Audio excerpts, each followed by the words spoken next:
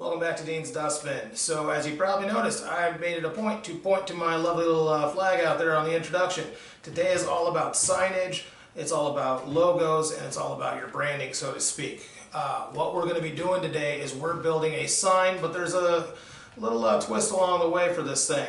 My Ouija board build that we just did a little while ago got me a job. I'm a bartender by trade, so I was showing pictures of the Ouija board to my regulars before the videos even came out, and I wanted to show them, hey, look what I did. Cool, look at me. And it got me a job. I have a regular named Stephanie, and she's a tax consultant for a corporate tax place.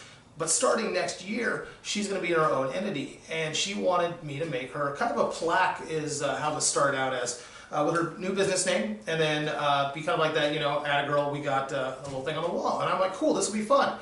Now, herein lies a few twists. So first things first, we're going to have the business name, and then she's into the paranormal, which that's kind of cool, but at the same time, she asked me to draw a paranormal image to put on this plaque.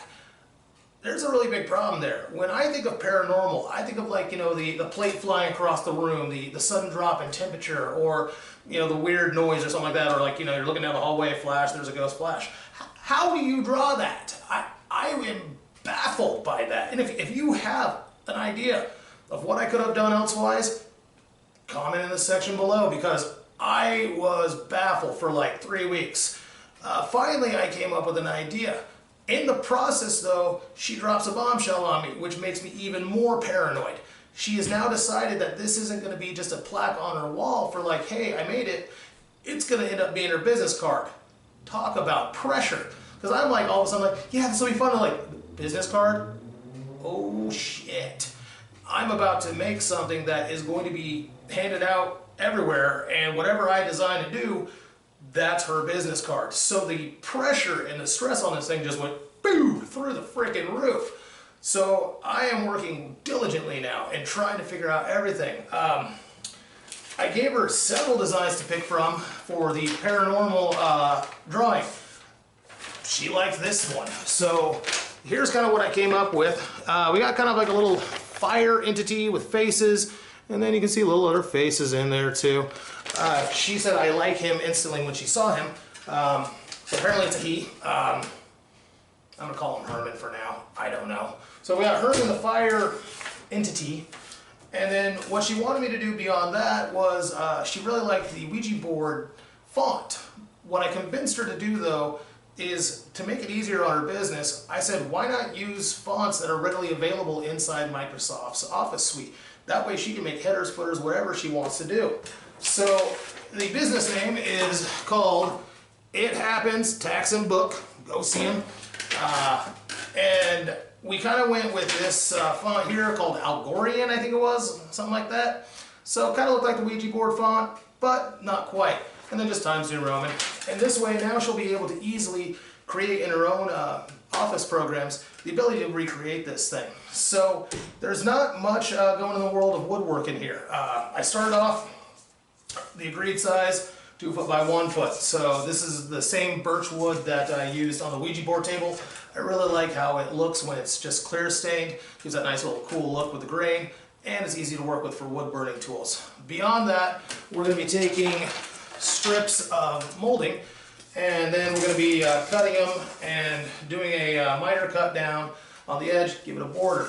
So basically all I got to do is wood burn this sucker, make about 5 or 6, well, 1, 2 times 4, 8 cuts, yeah, I can do math, and we will get this thing going. So let's time lapse the burn, and we'll come on back after that. So now that I got it transferred down, you can kind of see that what I ended up doing is I left myself some reference lines there with Herman. You know, Herman was a little more fleshed out here. What we got is kind of that version of a transfer. I don't know if it's going to look like this. I don't know what's going to happen. I'm just going to kind of start burning and see where it takes me. I'll be adding highlights, things like that. I plan on going down farther than the actual molding is. That way the molding kind of covers up what I did, and I'm not doing a harsh stop. Kind of a natural flow. So yeah, let's burn this thing.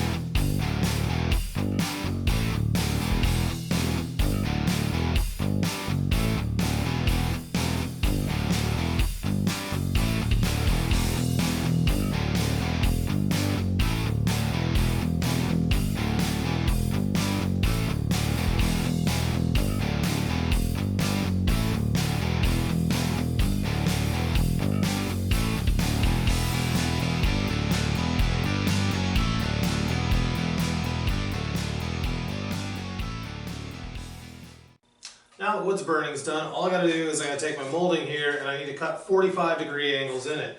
One of the great things about this guide here is that I can actually set it to degrees. And I like the fact that the blade is small, so then I can do a very fine cut. So all I'm gonna do right now is I'm gonna measure about there, zip it on through.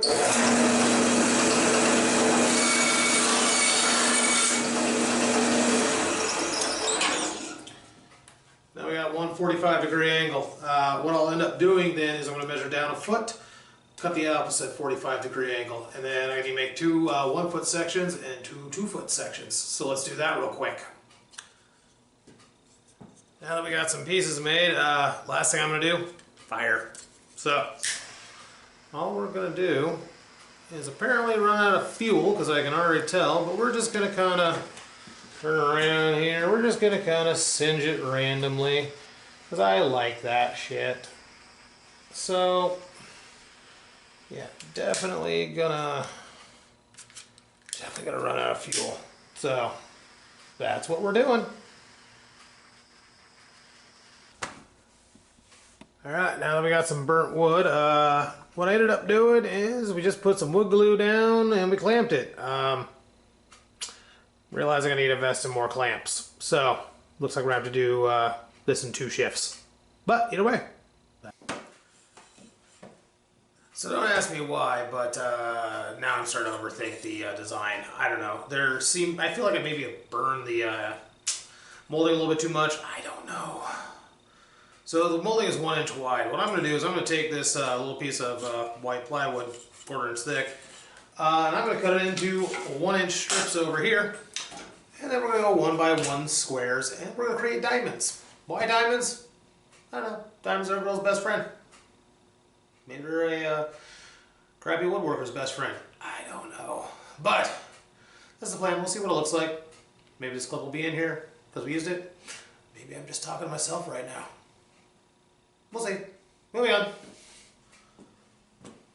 So a couple things. First off, I'm an idiot. When I said I was cutting out the 1 inch by 1 inch squares, I then turned them into diamonds, and then everything was all gunny bag, and I didn't know what was going on. Then I remembered something from long ago in school. Technically, it's not a 1 inch by 1 inch square. The 1 inch had to be the hypotenuse. Yeah, big word. I know some. A 1 inch by 1 inch isn't what it is. It's a 1 inch hypotenuse, and then I think it was like 7/8 is what the actual square was. Anyway, all that to be said, I really liked how the diamonds kind of turned out, and when it's all sealed up and everything like that, it's going to be a nice little contrast there. So yeah, we got a complete sign. Now I need to take probably a day or so, because it's going to be 6 coats of a lacquer on both sides, because it's going to be outside. Start that up and we'll get a finished product. Alright, here we are after a couple days of sealing. If you remember, here was my original little boy.